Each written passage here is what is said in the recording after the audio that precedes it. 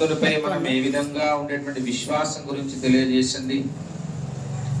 పరమాత్ముడు ఆయా కాలాలలో ఆయా రూపాలుగా అవతరించి ప్రస్తుతం ఉన్నటువంటి ఈ కాలంలో అక్షామూర్తిగా ఉండేటటువంటి ఆ పరమాత్ముడిపై మనం విశ్వాసం కలిగి ఉండాలని తెలియజేస్తుంది ఈ వ్రతములో అమ్మవారు. చూస్తే ఆ రోజుల్లో అక్కడ ఉన్నటువంటి ఆ విల్లిపుత్తూరు అనేటువంటి పట్టణంలో సుమారుగా 5 లక్షల గృహాలు ఉండేవి. చూస్తే అమ్మవారి గోష్ఠిలో కొంతమంది తక్కువగా ఉన్నట్టుగా అనిపించింది అమ్మవారికి. అంటే మనం ఏదైనా మనకు ఆనందం కలిగిందనుకోండి, 10 మందితో ఆనందాన్ని పంచుకుంటే ఆనందం పెరుగుతూ ఉంటుంది. మనకు దుఃఖం కలిగిందనుకోండి, 10 మందితో దుఃఖాన్ని పంచుకుంటే దుఃఖం తగ్గిపోతూ ఉంటుంది. మనం ఆనందం కలిగినా దుఃఖము కలిగినా పంచుకోనటువంటి 10 మంది ఉండకపోతే ఏమిటి? అదే విధంగా మనకి ఏదైనా సరే పక్కవారు బాగుపడుతున్నారు అంటే మనం సంతోషించాల్సినటువంటిది ఈ వ్రతం కూడా.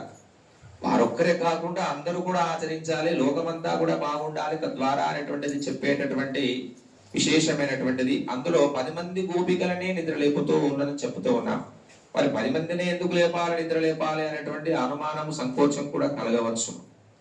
ఎందుకోసం అంటే మన శరీరము మట్టి, నిప్పు, నీరు, గాలి, ఆకాశము, బుద్ధి, మనస్సు, అహంకారము అనేటువంటివి 8. అదే విధంగా 9 మన జీవాత్మ, 10వది పరమాత్మ. ఆ 10కి ఆ 10వదో లేకుంటే మట్టుకు మాత్రం మనకంటూ విలువ అంటూ ఉండదు. అదే విధంగా 0కు ఒక విలువ ప్రత్యేకంగా ఉండదు. ఒకటి పక్కన చేరి ఉంటేనే ఆ విలువ కలిగి ఉంటుంది అని. అలాంటి అమ్మవారు కూడా ఈ రోజున ఉన్నటువంటి ఆ గోపికను నిద్రలేపడానికని వెళుతూ ఉంది. నిద్రలేపడానికని చెప్పేసి వారి దగ్గర ఉన్నటువంటి వారందరినీ ఆ ఇంటి ముందుకు వెళ్ళి, ఏ పిల్లాయి లేచురా అని అడుగుతూ ఉంది, అరుస్తూ ఉంది.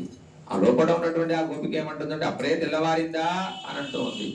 ఆ తెల్లవారింది. పక్షులు పుల్లం శిలంబినగాల్ పుల్లారైన్ కోయిలి, పక్షులు అరుస్తున్నాయి కదా, పక్షులు జ్ఞానానికి సంకేతం. ఆ పక్షులు అరుస్తున్నాయి కదా, మీ వినపడట్లేదా అంటే, లేదు మీరు ఏ రాత్రో లేచినట్టున్నారో, మీరు కృష్ణుడి యొక్క ఉన్నటువంటి ఆ భగవంతుని ఉన్నటువంటి ప్రేమతో మీరు అసలు నిద్రపోనట్టు ఉన్నారు, కాదు మీరు ఏ మధ్యరాత్రిలో లేచినట్టు ఉన్నారు అన్నట్టుగా ఆ లోపల ఉన్నటువంటి ఆవిడ భావిస్తుంది అని చెప్పేసి అని అనుకుంటే, లేదు మేం కాదు, మాకు హరి హరి హరి అనేటువంటి శబ్దాలు వినిపించాయి అంది. అదే విధంగా అక్కడ ఉన్నటువంటి ఆ గ్రామంలో ఒక ఆలయం ఉంది, శ్రీమన్నారాయణుడికి ఆలయం ఉంది. గరుడం మీద అధిరోహుడైనటువంటి ఆ శ్రీమన్నారాయణుడి యొక్క ఒక ఆలయం ఉంది. అక్కడ ఉన్నటువంటి ఆ కాపలాదారులందరూ కూడా జాముకు మారుతూ ఒక పెద్ద శంఖాన్ని పూరిస్తూ ఉన్నారట. ఆ శంఖం ద్వారా నీకు వినిపించలేదా అని అడుగుతూ ఉన్నారు. అదే విధంగా మాకు ఇంకొకటి గుర్తు కూడా వినిపించింది, అక్కడ ఉన్నటువంటి వారు హరి హరి అనేటువంటి నామం వినిపించింది మాకు అని అన్నారు. ఇది ఎవరు పలికారు అని అంటే, అక్కడ ఉన్నటువంటి మునివర్గాలం, యోగిగలం, మునులు, యోగులు అందరూ కూడా ఆ నామాన్ని ఉచ్చరిస్తున్నారు కదా.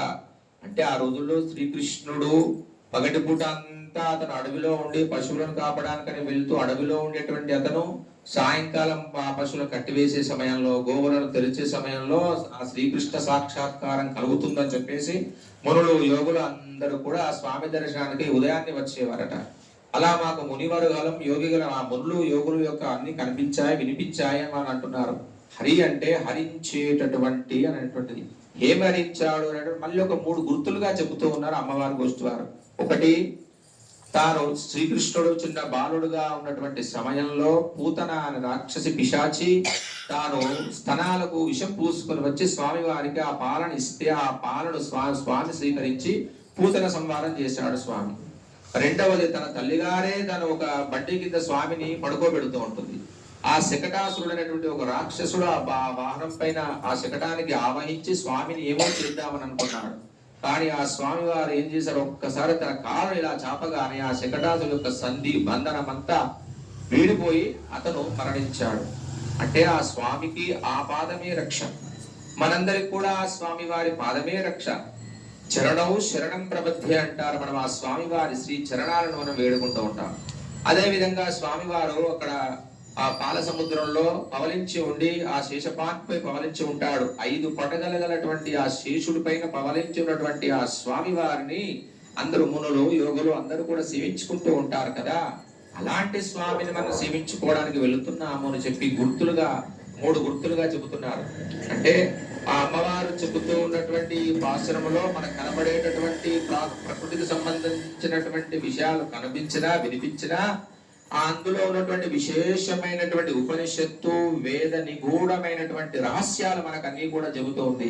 భగవంతుని చేరుకునే ముందు మనం ఒక ఆచార్యుడిని ముందు పెట్టుకొని ఒక గురువును ముందు పెట్టుకొని స్వామివారిని సేవించాలి అనేటువంటి విషయాన్ని కూడా అమ్మవారు తెలియజేస్తూ అక్కడ ఉన్నటువంటి ఆ గోపిక నిద్రలేపుతూ ముందుకు సాగుతూ ఉన్నారు.